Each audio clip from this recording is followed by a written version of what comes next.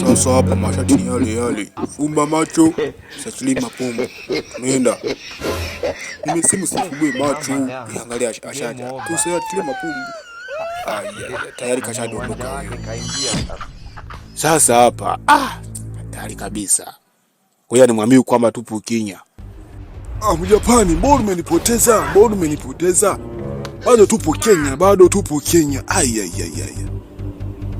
Sasa tunafanyaje? Unatakiwa furahi kwa sababu unaona kama nani mchezo unafanya kazi. Kwa hiyo huenda umekosea masharti au mimi ndo nimekosea ramani. Kwa hiyo haina haja ya kugombana. Ngoja nisome ramani vizuri, twende. Wewe panda hapa. Sasa hapa mashati ni yale. Fumba macho, ni mapumbu. Nenda. Nimesimu sifumbue macho, niangalia ashaja. Tusachili mapumbu. Kijana, nadhani unifahamu kwa majina, naitwa Boss Kijana. Nimekuita hapa nikwambie jambo moja tu. Mwanangu Mtufudenge aliniambia kwamba kuna watu ambao wanasafirisha watu kutoka hapa kwenda Amerika. Na akaniambia watu hao ni laki sio pesa pamoja na Mjapani. Sasa nimesikia kwamba Mjapani ndo ameenda na mwanangu.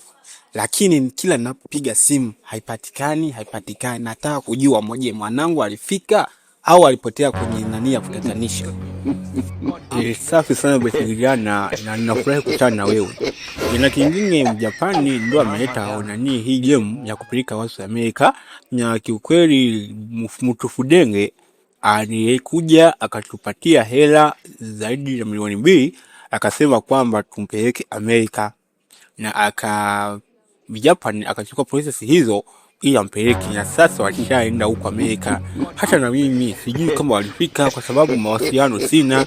Sijui kama walifika au walikuwa kwenye mazingira kutatanisha. Kwa hiyo kikubwa walituvumilie kidogo, tuangalie kama watatupigia wenyewe. Yaani nakwambia hivi, mimi kama Boss Kijana sitokaa bila kupeleka hii taarifa kituo cha polisi. Na lazima mtafungwa kwa sababu hii ni ndapeleka watu kwa jinsi ya halali, na isitoshe watu wanapotelea huko siku 4. Mtoto wangu sijui yuko wapi, sioni, nikimpiga haipatikani. Kwa hiyo nyie wote lazima hili swala nipeleke kituo cha polisi.